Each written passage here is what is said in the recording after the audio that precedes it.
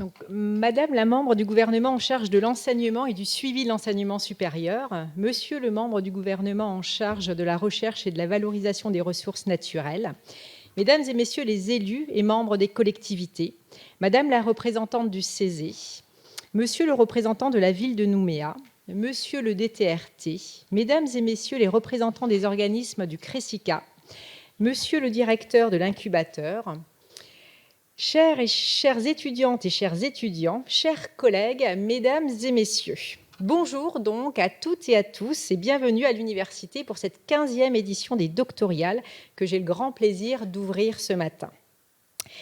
Déjà 15 ans, c'est un événement maintenant bien installé dans le calendrier événementiel de l'université et qui est arrivé à maturité. Une maturité qui n'empêche bien sûr en rien l'évolution. En effet, mon collègue, le professeur Jean-Marc Boyer, directeur de l'école doctorale du Pacifique, souhaite apporter quelques changements dans les doctoriales, comme il vous l'a expliqué tout à l'heure, en les rapprochant encore davantage du monde socio-économique. Et en tant que professeur d'économie, je ne peux qu'approuver mon cher collègue. Et je remercie donc par avance les représentants des collectivités et des institutions économiques pour leur présence et leur participation tout au long de ces 2 journées à ce jury des doctoriales. Donc, les doctoriales sont notre grand rendez-vous annuel avec nos étudiantes et étudiants les plus avancés. Après 15 ans de doctoriales, nous pouvons être fiers du chemin parcouru et je veux saluer ici tous les anciens participants qui sont entre-temps devenus docteurs et qui font notre fierté par leur parcours de haut niveau. Ils sont, avec tous les diplômés de l'université, mais de façon encore plus singulière, la concrétisation visible de l'université au service du développement de la Nouvelle-Calédonie par une formation de haut et en l'occurrence de très haut niveau. Après avoir salué les anciens, je veux bien sûr saluer également celles et ceux qui sont encore en cours de préparation de leur thèse. Nos doctorantes et doctorants, actuellement inscrits à l'école doctorale du Pacifique et à qui cet événement est consacré. Je veux, comme chaque année, souligner leur courage et leur investissement pour mener à terme ces 3 années d'études supérieures qui amènent à la soutenance de thèses de doctorat. 3 années qui s'ajoutent donc aux 5 années d'études supérieures nécessaires pour s'inscrire en doctorat. Ce sont donc 8 années d'études qui permettent, au bout du processus, de décrocher le grade de docteur de sa discipline et donc de devenir, dans le même temps, des experts de leur sujet. Soyez fiers de vous, car le doctorat constitue un titre prestigieux et ancien. C'est la consécration d'un cursus d'études universitaires complet. Je veux aussi saluer celles et ceux qui accompagnent nos doctorantes et doctorants sur le sinueux chemin qui mène à la soutenance. Je veux bien sûr parler des collègues qui dirigent et co-dirigent les thèses. Sans directeur ou directrice de thèse, pas de doctorant ou doctorante. Je remercie donc très chaleureusement les collègues de l'université et des autres organismes membres du CRESICA qui encadrent des doctorantes et doctorants. Ces derniers sont déjà intégrés ou associés à nos équipes de recherche et produisent déjà de la connaissance sur leur sujet de thèse. Et c'est ce qu'ils vont vous présenter durant ces 2 journées. À l'université, nous accueillons plus de 3500 étudiants, mais peu parviennent jusqu'au titre de docteur. En effet, nous avons une dizaine de soutenances de thèse chaque année et une 50aine de doctorantes et doctorants actuellement inscrits à l'école doctorale. Obtenir son doctorat confère donc un titre qui, au-delà du prestige, s'accompagne de quelques responsabilités. L'une des plus importantes sera de partager votre expertise et votre connaissance du monde de la recherche avec la société. Je vous encourage à expliquer comment on devient chercheur, comment on crée de la connaissance, comment vous avez été formé à la recherche scientifique avec des méthodes rigoureuses, avec le principe de la revue et de la validation par les pairs, avec les principes de vérification, de recoupement, de citation des sources. Peut-être plus que jamais, dans la période actuelle où les autorités, y compris les autorités scientifiques, sont remises en question, il faut expliquer à nos concitoyens notre façon de travailler en tant que chercheurs. Vous aussi, les doctorantes et doctorants, vous êtes déjà des jeunes chercheurs et je vous encourage à expliquer autour de vous que la recherche est le fruit d'un travail sérieux et de méthodes rigoureuses. Une autre responsabilité que vous aurez sera d'assurer le rôle d'ambassadeur de haut rang de votre université une fois votre diplôme en poche. Vous le savez peut-être déjà, mais à l'occasion des 30 ans de l'université, en 2017, nous avons créé le réseau des alumni, dont les membres gardent le lien avec la communauté universitaire.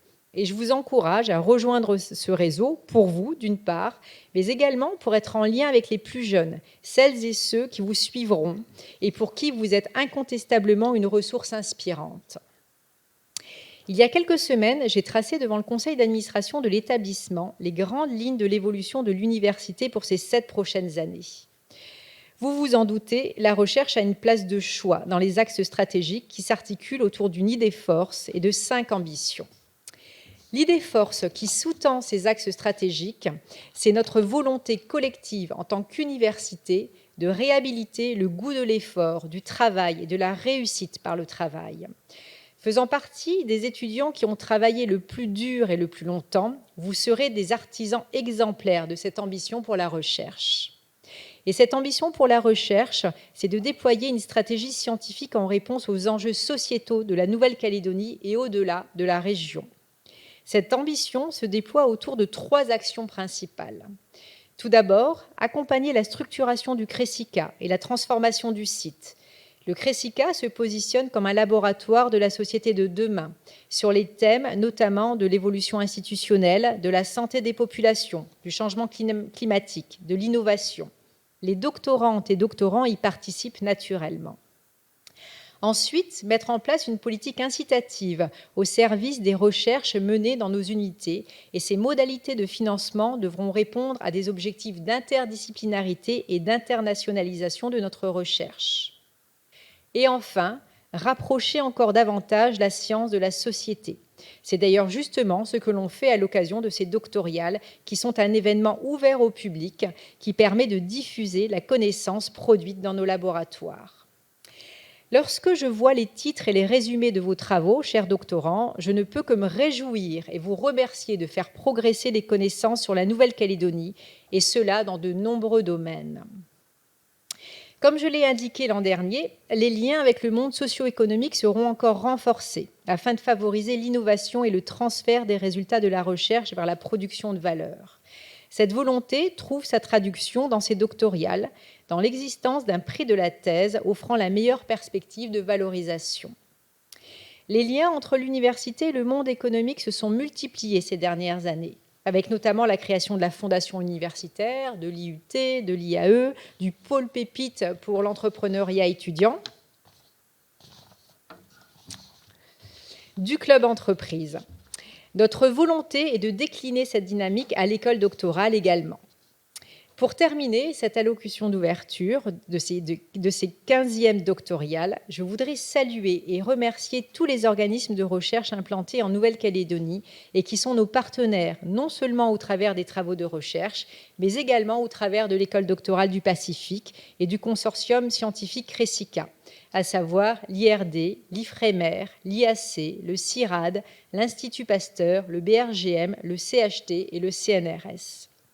Bien sûr, des chaleureux remerciements à l'École doctorale du Pacifique et son directeur, le professeur Jean-Marc Boyer, ainsi que le personnel de soutien à la direction d'appui et à la recherche, au rayonnement et à l'École doctorale. Et bien sûr, les équipes techniques de la communication, de la logistique et de l'audiovisuel, cheville ouvrière de nos nombreux événements.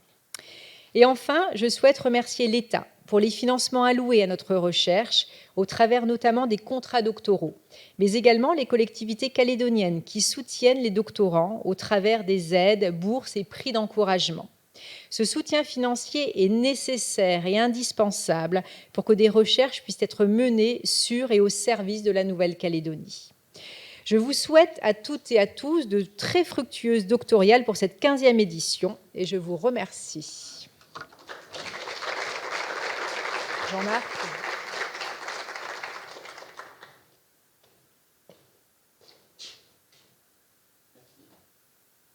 Merci Catherine. Donc, Monsieur Santa, si vous voulez bien donc nous délivrer vos quelques mots pour cette ouverture.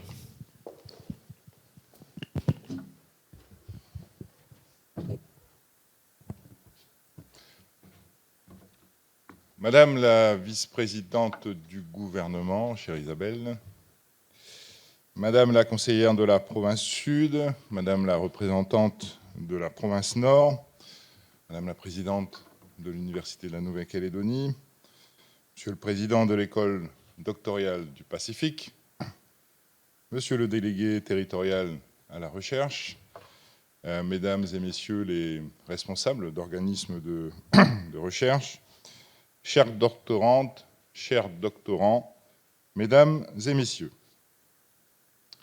Permettez-moi de vous dire combien je suis heureux de pouvoir ouvrir à vos côtés, Madame la présidente de l'université, cette 15e édition des doctoriales organisée par l'Université de la Nouvelle-Calédonie.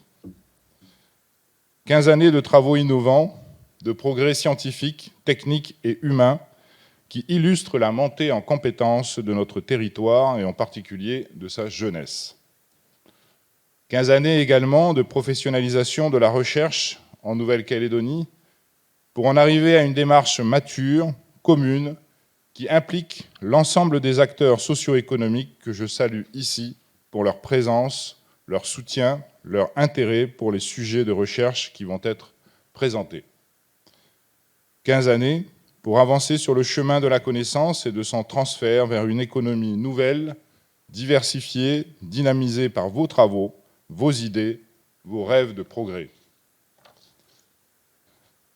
À l'heure où l'accord de Nouméa se termine, où une nouvelle page de notre histoire reste à écrire, l'Université de la Nouvelle-Calédonie et son école doctorale ont pour moi mis en œuvre ce qui était demandé dans cet accord. Je cite, « répondre aux besoins de formation et de recherche propres à la Nouvelle-Calédonie ».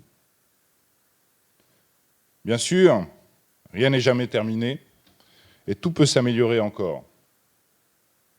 C'est naturellement une tâche sans fin qui ne se borne pas au délai de cet accord et qui devra se poursuivre et se développer à l'avenir, car c'est bien là le meilleur moyen de valoriser l'exceptionnelle richesse, notamment en ressources naturelles, que nous possédons en Nouvelle-Calédonie et dont nous retirons sans doute trop peu à l'heure actuelle. Le gouvernement de la Nouvelle-Calédonie, et de manière plus large, les institutions de la Nouvelle-Calédonie, vous soutiennent dans vos démarches. Je serai particulièrement attentif au sujet d'intérêt général pour notre pays qui pourrait se dégager de vos travaux et dans lesquels nous pourrions vous accompagner. Notre dialogue doit être soutenu, permanent, constructif. Le gouvernement sera à votre écoute avec l'ensemble des organismes dédiés à votre accompagnement et permettez-moi à cet égard de saluer une nouvelle fois le travail du pôle innovation de l'ADECAL. Christophe. Je ne veux pas être trop long, mais car nous sommes tous impatients de découvrir les sujets qui vont nous être présentés. Alors merci pour votre attention et bon courage à nos doctorants pour cet exercice.